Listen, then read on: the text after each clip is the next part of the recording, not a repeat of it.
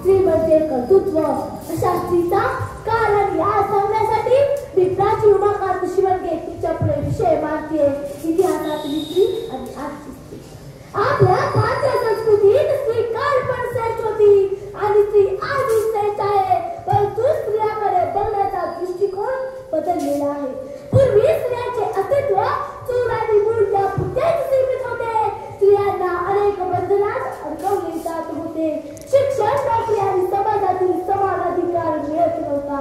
त्या काळाच्या स्वतः शिकल्या आणि तुम्हा आम्हाला ज्यांनी शिकवलं घडवलं ना त्या होत्या क्रांतीज्योती सावित्रीबाई फुले. आणि ज्या माऊलींनी आपल्या पोटच्या मुलीला लोकांच्या घरी ठेवलं आणि अनेक अनाथ बालकांना माया दिली, ममता दिली, आश्रय दिला, त्या थोर माऊली म्हणजे सिंधुताई सपकाळ याच काळात होऊन गेल्या.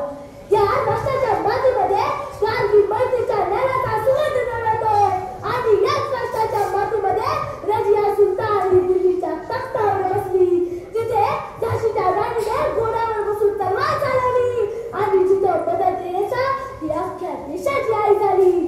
हा माझ्या भारत देशाचा